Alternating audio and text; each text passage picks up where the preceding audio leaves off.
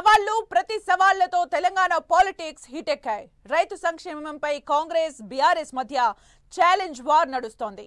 రైతులకు ఎవరేం చేశారో చర్చకు సిద్ధమా అంటూ రేవంత్ విసిరిన సవాల్ను కేటీఆర్ స్వీకరించారు. రేపు ఉదయం 11 గంటలకు సోమాజిగూడ ప్రెస్ క్లబ్ కు రావాలని కేటీఆర్ ప్రతి సవాల్ చేశారు.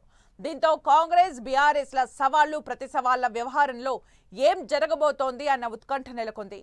కేటీఆర్ ను సోమాజిగూడ ప్రెస్ క్లబ్ వెళ్తారా లేదా హౌస్ అరెస్ట్ చేస్తారా అనే దానిపై ఉత్కంఠ నెలకొంది.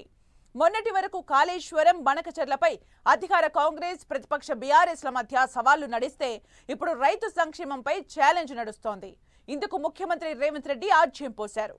హైదరాబాద్ ఎల్బీ స్టేడియంలో జరిగిన సామాజిక న్యాయ బహిరంగ సభలో రైతు సంక్షేమంపై బీఆర్ఎస్ బీజేపీకి సవాల్ విసిరారు రేవంత్.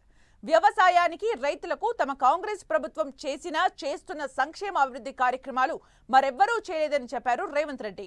ఈ క్రమంలో రైతు సంక్షేమంపై ప్రధాని మోదీ మాజీ సీఎం కేసీఆర్లతో చర్చకు సిద్ధమని, అది పార్లమెంట్ అయినా అసెంబ్లీ అయినా చర్చిద్దామని సవాల్ విసిరారు. ముఖ్యమంత్రి రేవంత్ రెడ్డి విసిరిన సవాల్ను బీఆర్ఎస్ స్వీకరించింది. 9.5 ఏళ్ల బీఆర్ఎస్ హయాంలో ఎవ్వరూ చేయనని కార్యక్రమాలు వ్యవసాయం రైతుల కోసం చేశామని బీఆర్ఎస్ వర్కింగ్ ప్రెసిడెంట్ కేటీఆర్ చెప్పారు.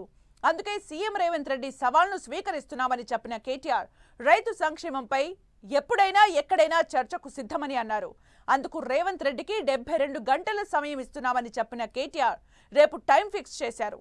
ఉదయం 11 గంటలకు సోమాజిగూడ ప్రెస్ క్లబ్ లో రైతు సంక్షేమంపై చర్చిద్దామని ప్రతి సవాల్ విసిరారు.